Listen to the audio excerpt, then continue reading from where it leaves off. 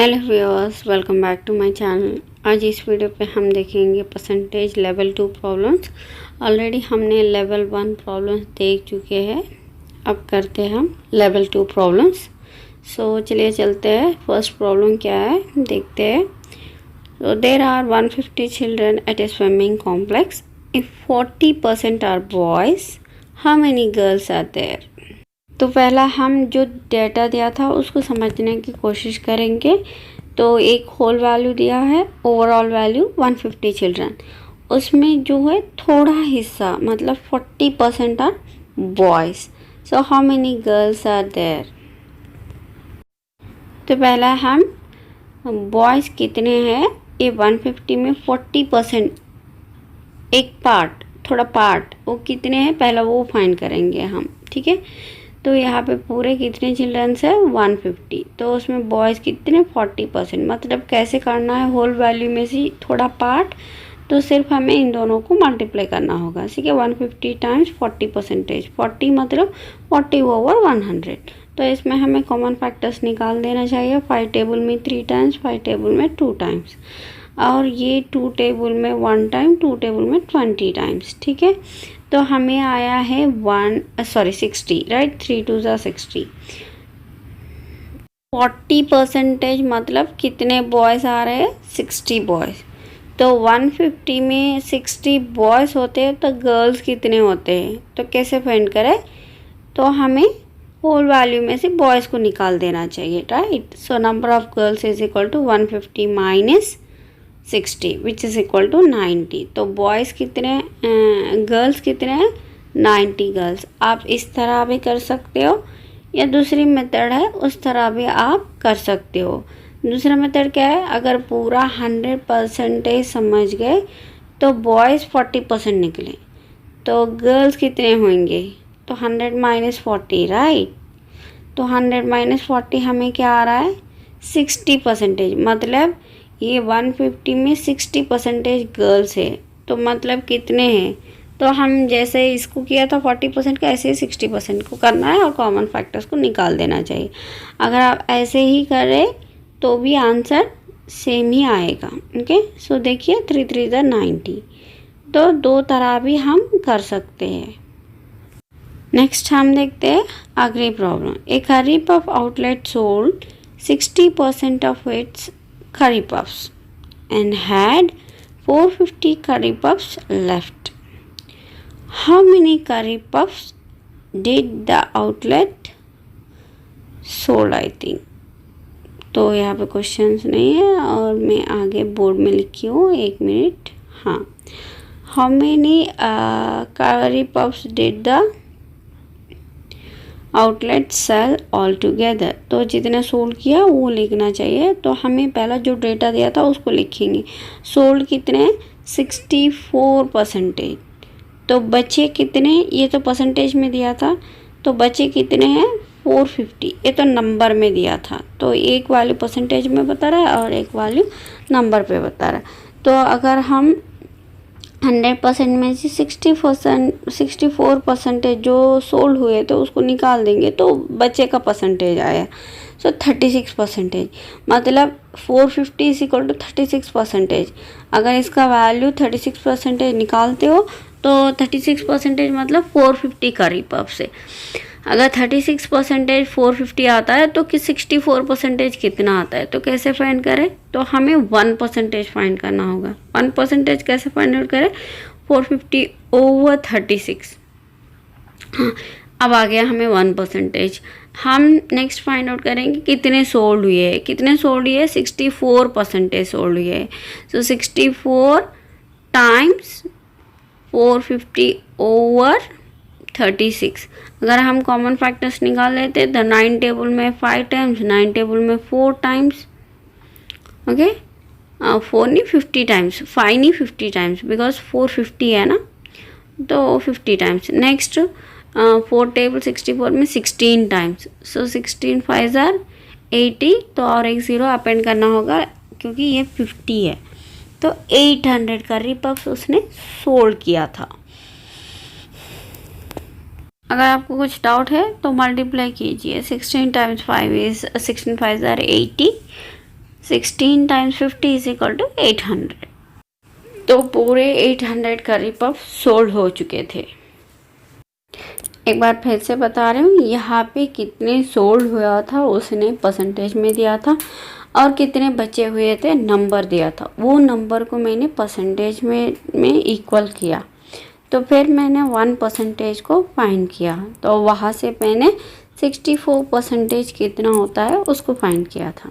Next हम देखते हैं अगली problem. There was some marbles in a box. After James put in 70% more marbles to fill the box completely, the number of marbles in the box became 280. How many marbles the box at first? हम पहले data को analyse करते तो already थोड़े marbles box में, तो James उसके बाद 70% ज़्यादा और ज़्यादा मार्बल्स उसमें रखा था। ठीक है, उसके रखने के बाद मार्बल्स हो गए 280, मतलब 100% marbles is equal to 280, right. उसमें 70% जेम्स रखा था, ठीक है, 30% ऑलरेडी रह चुके थे उसमें, ठीक है। तो हमें यहाँ पे डायरेक्ट वैल्यू परसेंटेज भी दिया था और नंबर दिया था, तो परसेंटेज ये है 100% इज इक्वल टू 280, ओके। अगर 100% 280 होता है तो 30% कितना होता है, वही हमारा क्वेश्चन है, क्योंकि 70% उसने इंसर्ट किया था, ठीक है। तो हम पहला यहाँ से 100% से 1% कितना है वो निकालते हैं। अगर 1 से हमें 1% आता है तो 70% कितना है, 30% कितना है, सभी वैल्यू हम फाइंड कर सकेंगे। So 280 over 100 which is equal to 2.8, क्योंकि 0 0 कैंसिल होता है तो नीचे एक 0 और बचा है तो हमें डेसिमल वैल्यू आता है, क्योंकि 28 ओवर 10 इज़ 2.8। सो अगर 1% 2.8 होता है तो 30% कितना होता है, तो हमें सिर्फ मल्टीप्लाई करना होगा 2.8 टाइम्स 30। सो 30 मतलब अगर इस 10 को लेके हम डेसिमल वैल्यू को रिमूव कर सकते हैं 28 times 3 which is equal to 84। अगर आप चाहे तो कर सकते हो, ठीक है। 3 8s are 24, 1s place 4, 10s place 2, 3 2 6 plus 2 8, so 84। मतलब पहला जो मार्बल्स थे वो 84 मार्बल्स थे, तो उसके बाद उसने 70% ऑफ, अगर आप चाहे तो उसका भी वैल्यू कैलकुलेट कर सकते हो, ठीक है। 70% ऑफ 280 कितना है, ठीक है, क्योंकि होल वैल्यू तो 280 है 100%, तो उसमें 70% जेम्स रखा था, तो ऑलरेडी जो मार्बल्स है वो 30% है, मतलब 84 है। अगर आप चाहे तो क्रॉस वेरीफाई कर सकते हो। सो हमें अभी कैलकुलेट करना होगा 70% मतलब कितने मार्बल्स जेम्स रखा था। तो इसके लिए कैसे आएगा, हमें तो 1% वैल्यू है, 70% कैलकुलेट करना है और आसान है। Just multiply 70 times 2.8 which is equal to 7 8 जा 56, 7 2 जा 14, 14 प्लस 5 19, सो 196। मतलब जेम्स ने 196 मार्बल्स रखा था, 84 मार्बल्स ऑलरेडी उसमें थे, तो अगर आप पूरा ऐड करेंगे तो 100% आ जाएगा विच इज़ 280 मार्बल्स। तो यही है थर्ड प्रॉब्लम। नेक्स्ट हम देखते हैं fourth one. Marble bought some beads, 107 of the beads were red, 88 of the beads were pink and the rest were purple. If 35% of the beads were purple, how many purple beads did she buy? तो यहाँ पे data को analyse करते हैं। तो red कितने हैं 107, pink कितने हैं 88, तो हमें ये वैल्यू उसने दिया था। नेक्स्ट क्या दिया था, 35% बीड्स पर्पल निकले हैं, तो बाकी जो है रेड और पिंक, राइट। तो रेड और पिंक हमें नंबर्स में कितना आता है वो काउंट करेंगे, मतलब हम इन दोनों को ऐड करेंगे।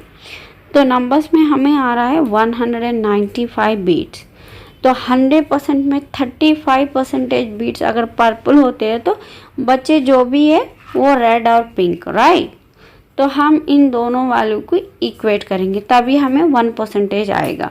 तो 100% माइनस अगर पर्पल का परसेंटेज हम निकाल देंगे तो बचा जो है किसका किसका परसेंटेज है, वो और रेड और पिंक का दोनों का परसेंटेज है। ठीक है, so 100% minus 35% which is equal to 65%। So 65% में कौन कौन है, रेड और पिंक दोनों मिलाकर। अगर 65% 195 होता है तो 1% कितना होता है। ठीक है, तभी तो हमें सभी वैल्यू फाइंड कर सकते हैं। तो 1% इज इक्वल टू 195 ओवर 65। ठीक है, आ गया है हमारा 1%। अब हम जो चाहे उसको फाइंड कर सकते हैं। तो उसने क्या किया, 35% ऑफ द बीड्स पर्पल, और वो पर्पल कितने हैं, सो पर्पल कितना परसेंटेज है, 35% है। तो 1% इतना आता है तो 35% कितना आता है। So just need to multiply 35 times 195 over 65। तो इसमें जो भी कॉमन फैक्टर्स है हमें उसको निकालना होगा, हटाना होगा। सो 5 टेबल 13 टाइम्स, 13 5 65, और 5 टेबल जाएगा इसमें 39 टाइम्स। ओके, 3 5 15, तो बचा 4 है, 45 होगा। 45 मतलब 9 टाइम्स, राइट, 5 टेबल में। सो 39 ओवर 3।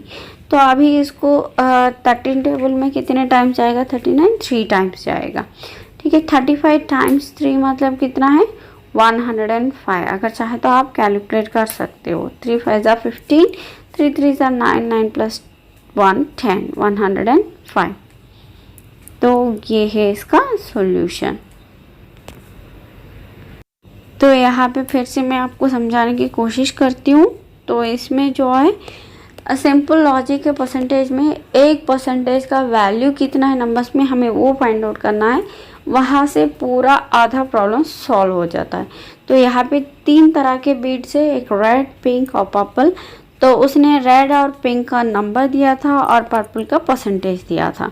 मैंने क्या किया, इस दोनों को ऐड करके पूरा 100% में से इनका जो पर्पल का जो परसेंटेज है उसको हटा दिया, और इस नंबर को जो मैंने ऐड किया उस नंबर को इक्वेट कर दिया, क्योंकि ये उन दोनों का ही परसेंटेज है। ठीक है, रेड और पिंक का। तो ऐसे मैंने परसेंटेज और नंबर को इक्वेट करके 1% कैसा है इसको फाइंड किया था। तो वंस एक बार आपको 1% आता है, आप जो चाहे उसने जो क्वेश्चन पूछा उसको हम सॉल्व कर सकते हैं। वैसे ही मैंने यहाँ पे इस प्रॉब्लम को भी सॉल्व किया था। So that's it for today session. Hope आपको सभी प्रॉब्लम अच्छी तरह समझ आया होगा। Thanks for watching, see you the next video, bye bye.